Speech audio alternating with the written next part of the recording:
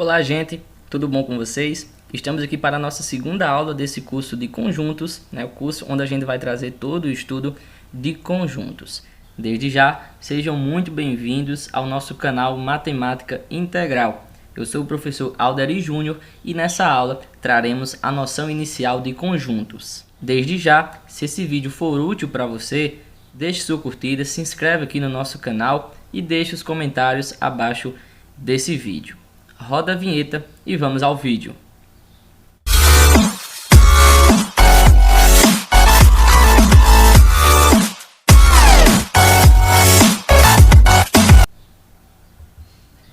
Então, pessoal, inicialmente traremos aqui a noção intuitiva de conjuntos. George Cantor, um matemático muito famoso na área de conjuntos, ele definiu essa noção inicial de conjunto como sendo a noção de um conjunto que designa uma coleção de objetos bem definidos e discerníveis. Nós chamamos de elementos dos conjuntos. Então, os conjuntos, pessoal, eles são representados por letras maiúsculas. E os elementos que neles estão, nós os representamos por letras minúsculas. Nós trazemos aqui agora o nosso primeiro exemplo. Perceba que o conjunto eu representei por uma letra maiúscula. E os elementos que estão dentro desse conjunto, que estão entre essas chaves, eu representei por letras minúsculas. Então, seria mais uma parte de nomenclatura mesmo. A gente traz aqui agora uma pequena observação. Quando um elemento está presente em um conjunto, nós dizemos que esse elemento pertence a esse conjunto em questão. Por exemplo, nós representamos a pertinência, o sinal da pertinência, pertence ou não pertence, por um ezinho. Quando o elemento pertence ao conjunto, nós representamos por esse ezinho aqui, tá? E quando ele não pertence ao conjunto, nós representamos por esse mesmo ezinho, só que com um traço em diagonal, caso ele não pertence a esse conjunto. Então, pessoal, vamos trazer aqui um exemplo na prática. Eu tenho aqui 4 objetos. Eu tenho um celular, um lápis, um chocolate e uma pipoca. Então, primeiramente, o conjunto A, nós vamos os representar pelos elementos que são utilizados para escrever. Desses 4 elementos, os objetos que são utilizados para escrever, nós sabemos que é o celular e o lápis. Não é verdade? A gente escreve com lápis e também no celular, a gente digita, né? Então, nesse conjunto A, nós temos dois elementos que são utilizados para escrever, tanto o lápis como esse celular.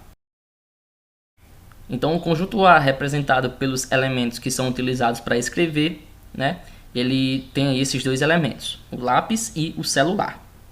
De forma seguinte, nós temos um outro conjunto, um conjunto B, pode ser, Nesse conjunto, nós vamos colocar nele, atribuir a ele, na verdade, os elementos que são utilizados para comer. Desses 4 objetos, nós temos 2 elementos aí que são utilizados para comer. É o chocolate e a pipoca. Então, nesse conjunto B, ele tem 2 elementos. Nesse caso, é a pipoca e o chocolate. Nós também, pessoal, podemos escrever um conjunto por uma propriedade de seus elementos. No caso anterior, por exemplo, o conjunto A, nós representamos ele com os elementos que eram utilizados para escrever. Aí nós atribuímos o celular e o lápis, não é verdade? Vamos trazer para essa nossa realidade agora. Eu posso representar o conjunto com o nome de seus elementos, como foi o caso passado, Nós colocamos o lápis e o celular. Agora, nós vamos representar um conjunto por uma propriedade comum a esses elementos.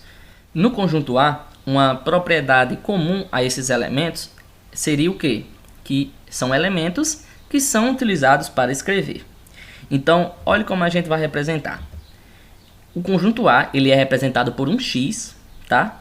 Tal que essa barrinha aqui, ela é a tal que, certo? É assim que a gente lê. Esse X tal que, esse X aí, em questão, ele é utilizado para escrever.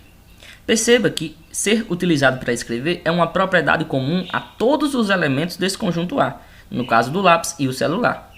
Então, nós também podemos representar um conjunto dessa forma, né? Estipulando a sua propriedade, a propriedade comum que todos os elementos desse conjunto têm. Nesse caso, essa propriedade comum no conjunto A é que esse x é utilizado para escrever. No caso B, poderia ser que seria um x, tal que esse x é utilizado para comer. Uma terceira forma de representar um conjunto, e a mais prática, é o que a gente utiliza mais para facilitar tanto a explicação do professor como o entendimento do aluno, é representar esse conjunto aí pelo diagrama de Venn, né? Venn é uma homenagem, né? Vem de John Venn, que foi um matemático bem famoso em inglês, foi o primeiro a representar conjuntos dessa forma. E que forma consiste isso?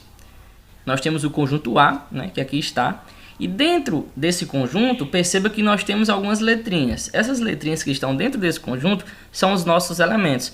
Nesse caso, seria uma terceira forma da gente representar o conjunto, representando o conjunto por esse diagrama, que a gente chama carinhosamente de diagrama de Venn, em homenagem ao John Venn. Tá?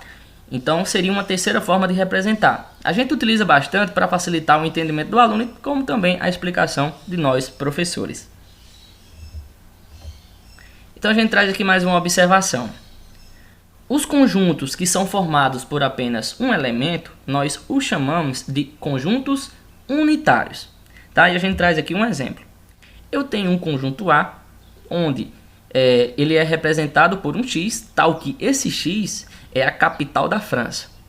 Ora, só existe uma capital da França, que a gente conhece, é Paris, né? Então, só existe um elemento dentro desse conjunto A.